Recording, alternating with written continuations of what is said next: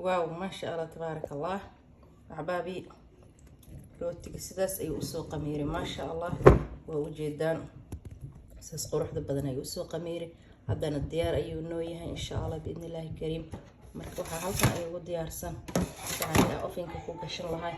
maanta waxa isticmaalaya aluminium gas